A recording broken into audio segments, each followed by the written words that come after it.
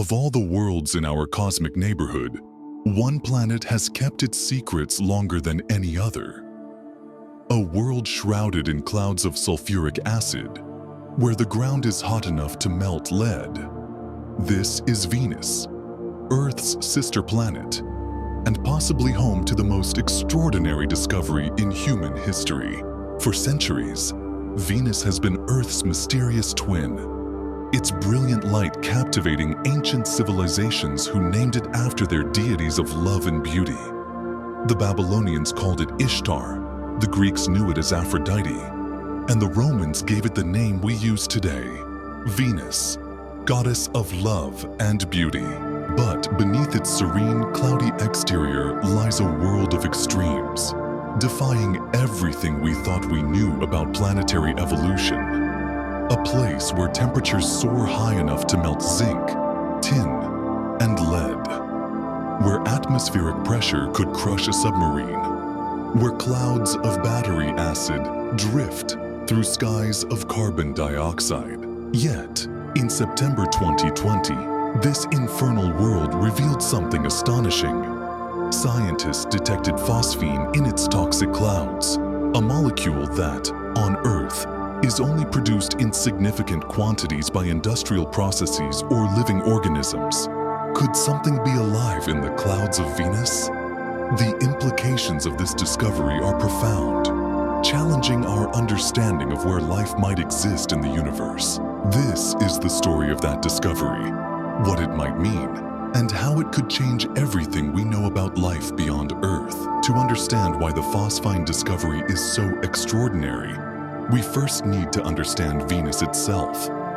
At first glance, Venus appears remarkably similar to Earth.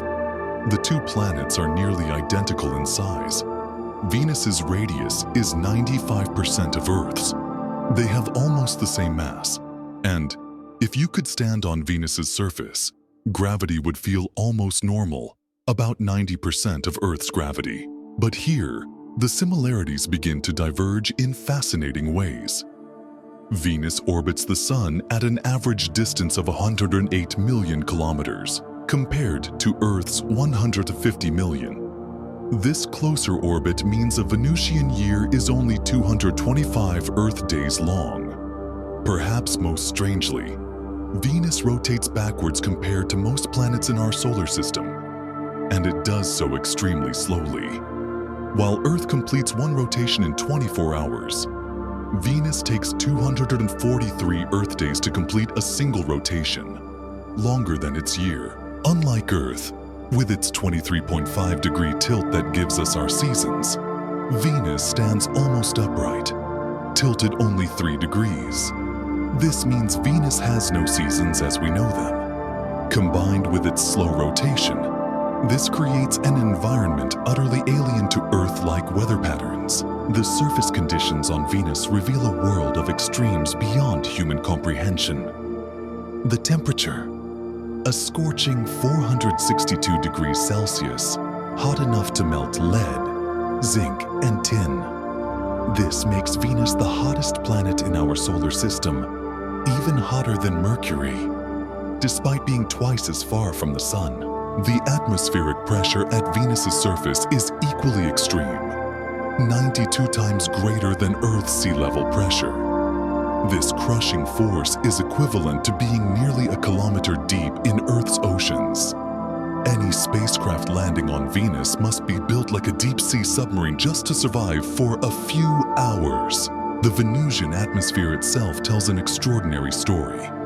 Unlike Earth's nitrogen-oxygen atmosphere, Venus's air is 96.5% carbon dioxide. The remaining 3.5% is mostly nitrogen, with traces of sulfur dioxide, argon, water vapor, and other compounds. This creates the strongest greenhouse effect of any planet in our solar system. The clouds of Venus are equally hostile, composed primarily of sulfuric acid droplets. These clouds form multiple distinct layers, an upper haze extending from 90 to 120 kilometers above the surface, an upper cloud deck from 70 to 90 kilometers, a middle cloud deck from 50 to 70 kilometers, a lower cloud deck from 40 to 50 kilometers. The surface of Venus, hidden beneath these acid clouds, is a landscape that both resembles and differs from Earth in remarkable ways. Thanks to radar mapping from spacecraft like NASA's Magellan mission, we now have a detailed view of this alien terrain. Venus's surface is dominated by vast volcanic plains that cover about 80% of the planet. These plains are punctuated by two highland areas, Ishtar Terra in the north, about the size of Australia, and Aphrodite Terra near the equator, roughly the size of South America. To understand Venus's mysteries, we must first travel back in time, approximately 4.5 billion years, to the birth of our solar system. In those ancient days, a vast cloud of gas and dust began to collapse under its own gravity. At its center, pressure and temperature built until nuclear fusion ignited, creating our sun. The remaining material began to swirl and coalesce, forming the planets we know today. In the inner solar system, where temperatures were too hot for ice to form, rocky materials began to clump together. These initial clumps, some no larger than grains of sand, gradually grew through countless collisions. Over millions of years, these collisions became increasingly violent as the objects grew larger, eventually forming planetesimals, bodies hundreds of kilometers across. The final stages of planet formation were marked by cataclysmic impacts between planet-sized bodies. One such impact on Earth is thought to have created our moon. Computer simulations suggest Venus may have experienced similar giant impacts, though its slow backward rotation suggests its collision history might have been quite different from Earth's. In these early days, Venus and Earth were remarkably similar. Both planets formed in what astronomers call the habitable zone, the region around a star where temperatures allow for liquid water on a planet's surface. Both accumulated substantial atmospheres protecting them from harmful radiation. And both experienced the heavy bombardment period, when countless asteroids and comets delivered water and organic compounds to their surfaces. Recent scientific modeling suggests that Venus may have maintained Earth-like conditions for billions of years. Computer simulations indicate that early Venus likely had significant amounts of liquid water on its surface, possibly enough to cover the entire planet to a depth of several hundred meters.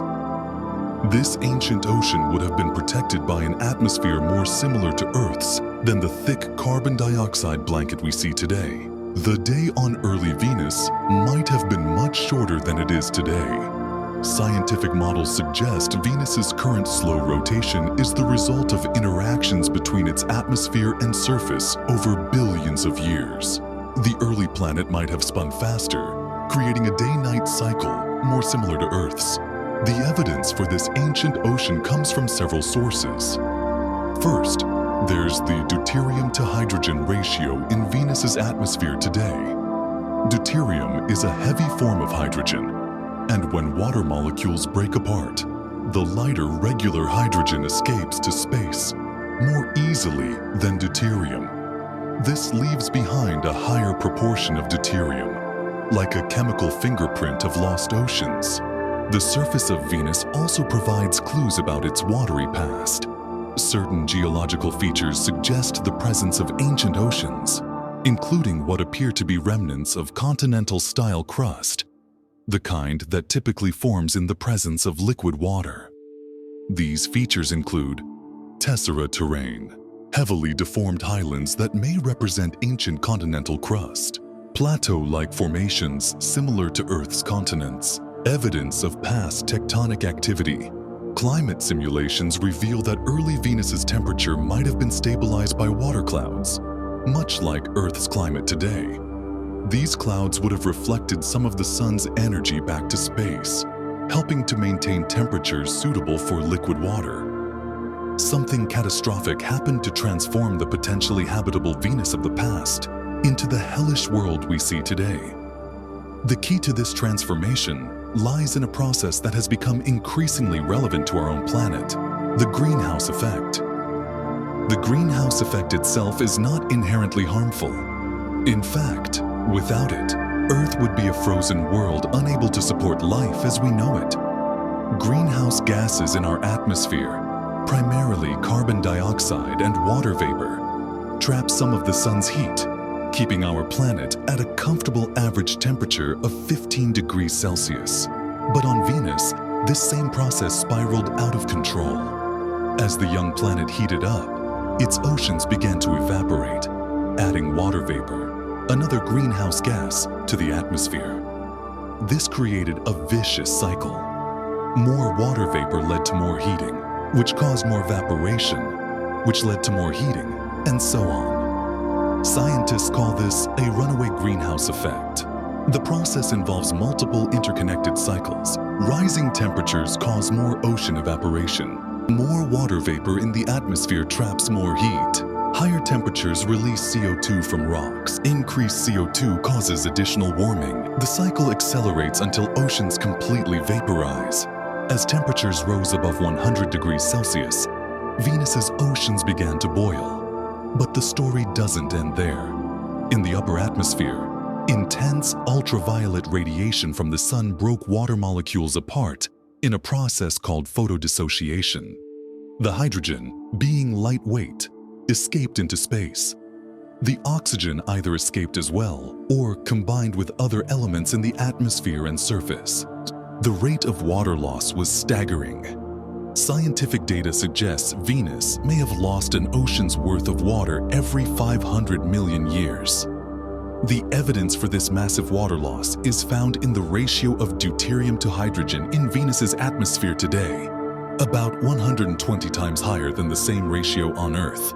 This loss of water occurred through several mechanisms: thermal escape of lighter molecules, photochemical breakdown by sunlight, solar-wind interactions, chemical reactions with surface rocks, atmospheric erosion. As Venus lost its oceans, the atmosphere underwent dramatic changes. Carbon dioxide that had been dissolved in the oceans or locked in surface rocks was released into the atmosphere. Without liquid water to help regulate the climate through weathering and plate tectonics, Venus had no way to remove this carbon dioxide from its atmosphere. The atmospheric pressure continued to rise as more gases were released from the surface. Today's Venus has an atmosphere 90 times denser than Earth's, composed almost entirely of carbon dioxide. This incredible density creates a pressure at the surface equivalent to being nearly a kilometer deep in Earth's oceans. The final stage in Venus's transformation was the creation of its current sulfuric acid clouds. As the planet heated up, volcanic activity released sulfur dioxide into the atmosphere. Chemical reactions in the upper atmosphere converted this into sulfuric acid, creating the caustic cloud layers we see today. Humanity's exploration of Venus began long before the space age. Ancient civilizations carefully tracked its movement through the night sky, recognizing it as the brightest natural object after the sun and moon. The Babylonians recorded its movements on clay tablets as early as 1600 BCE, creating the first systematic study of Venus's appearances and disappearances from the night sky. The planet's brightness and its pattern of appearances made it a central figure in many cultures' mythologies. The Maya based part of their calendar on Venus's movements, and many civilizations identified it as two separate objects, a morning star and an evening star, before realizing they were observing the same celestial body. In 1610, Galileo Galilei made a revolutionary discovery using his newly improved telescope. Through his crude instrument, he observed that Venus showed phases, like our moon. This simple observation provided crucial evidence that Venus orbited the Sun rather than the Earth, helping to overturn the geocentric model of the universe.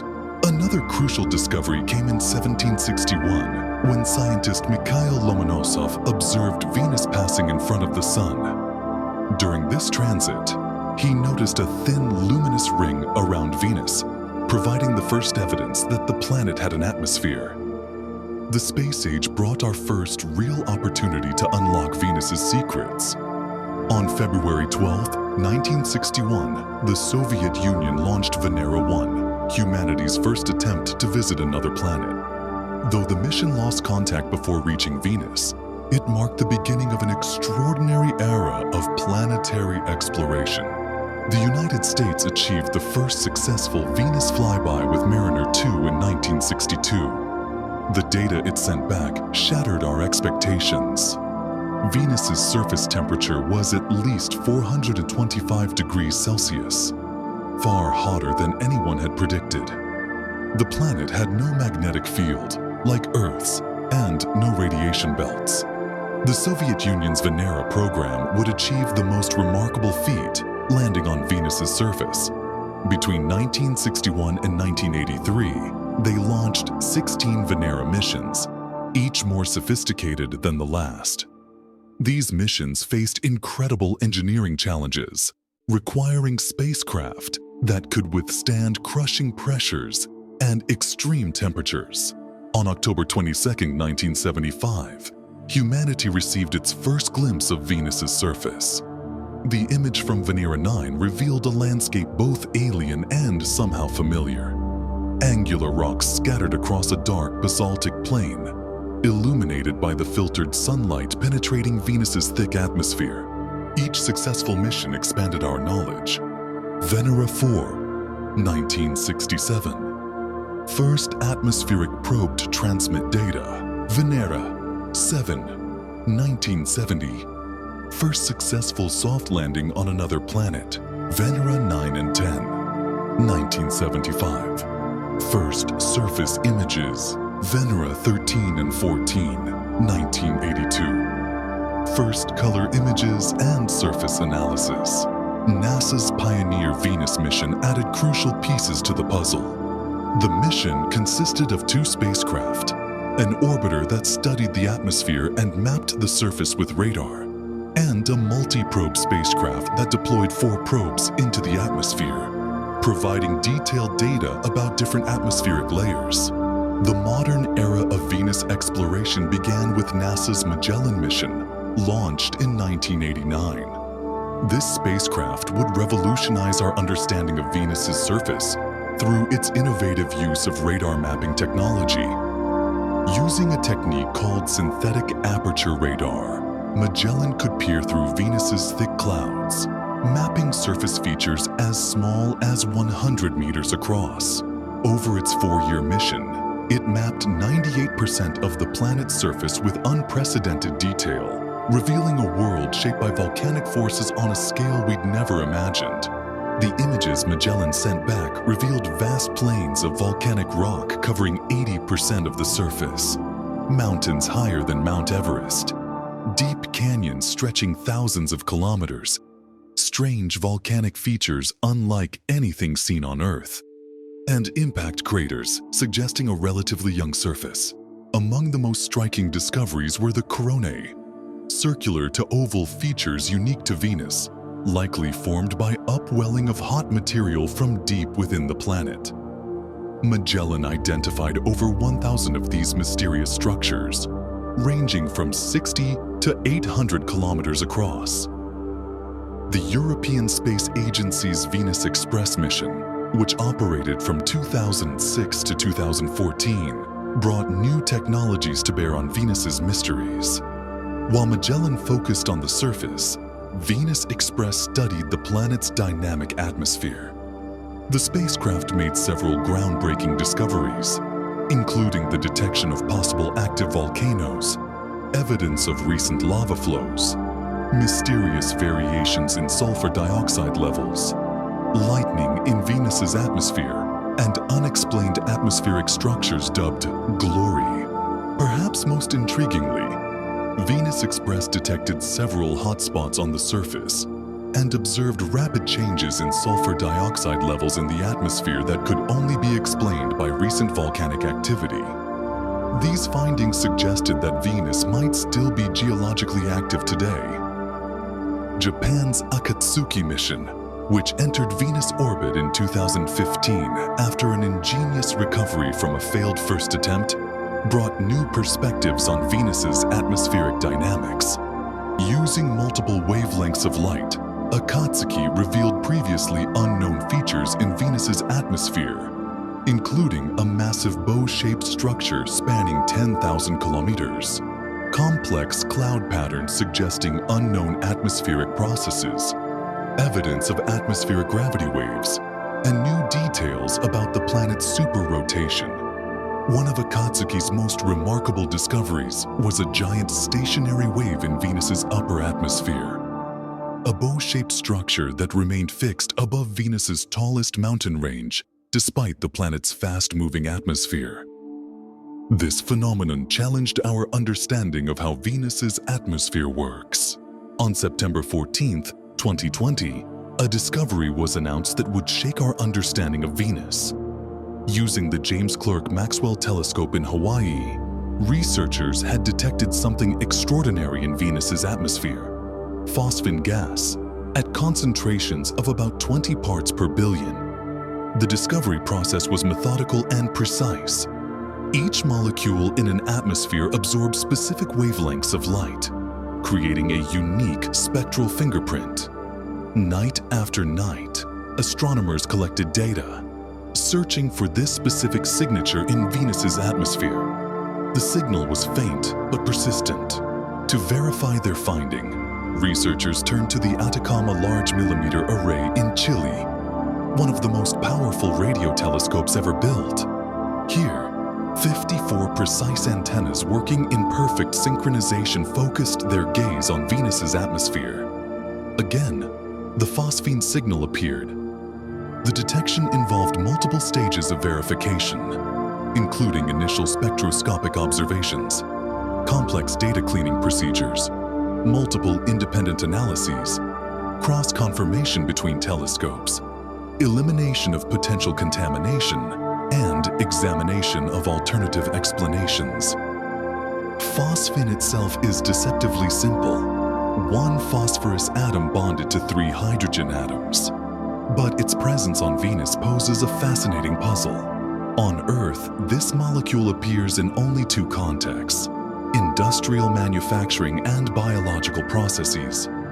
In nature, phosphine emerges from very specific environments, such as swamps and marshlands, deep ocean sediments, animal digestive systems, and some anaerobic bacteria. The concentrations found in Venus's atmosphere defy explanation through known chemical processes.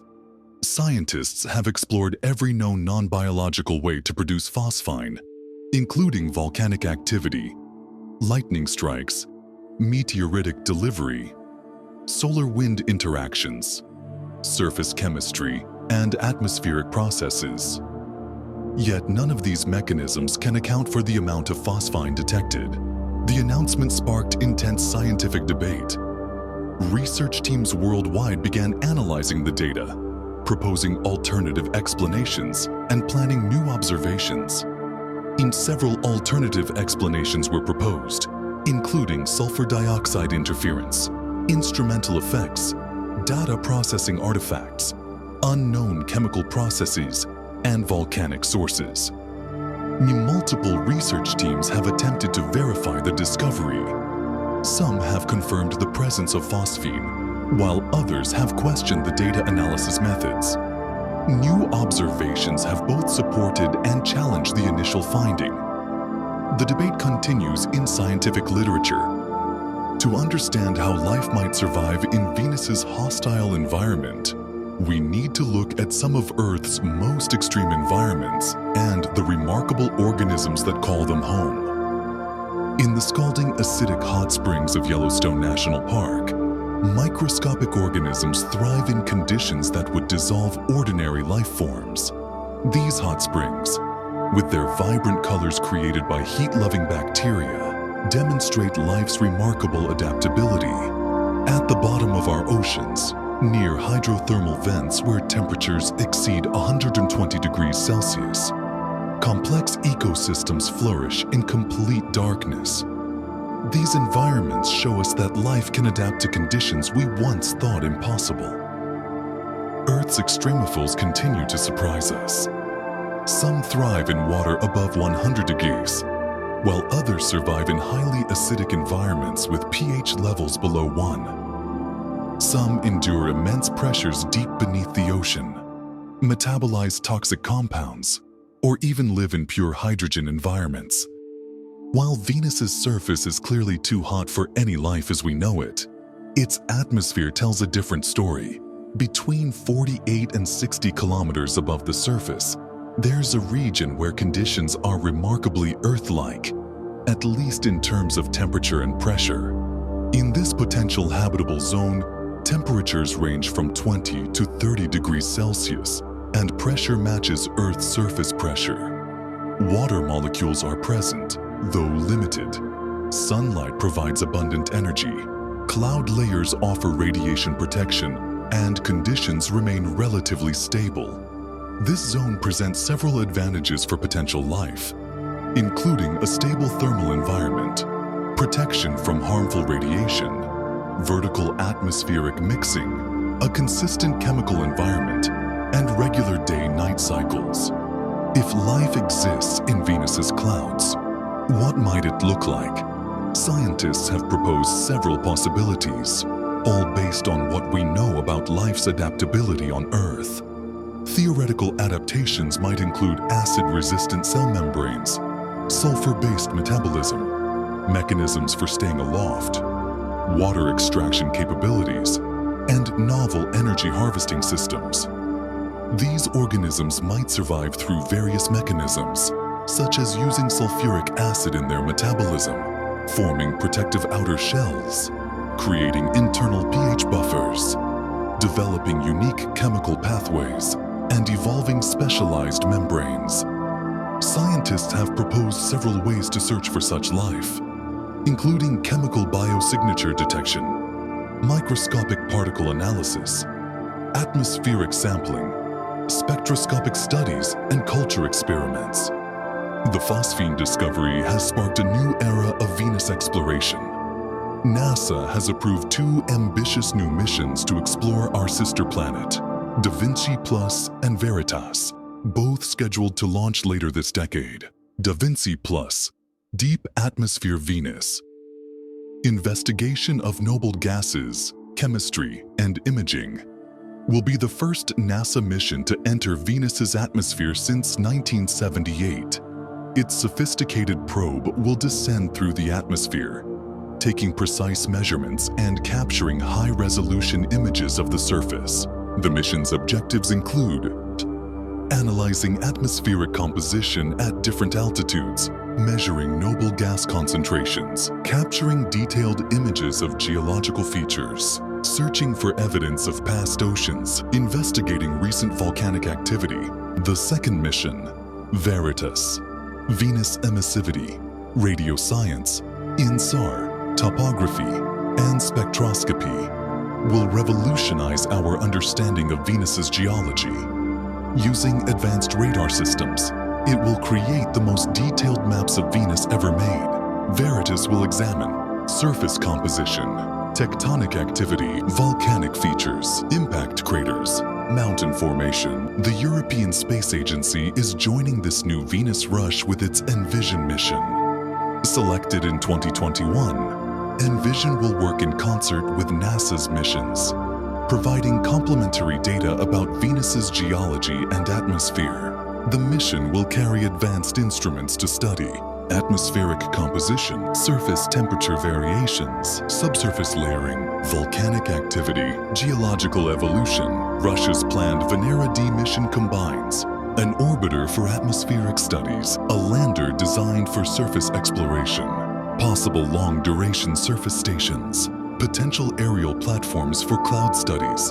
Private companies are now entering Venus exploration. Rocket Lab has announced plans for a small mission using its Electron rocket and Photon spacecraft, aiming to send a probe into Venus's atmosphere.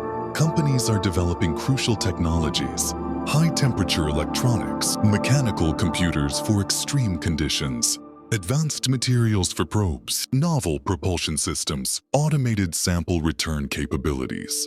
The next decade will see unprecedented activity. 2025, DAVINCI Plus launch, 2026.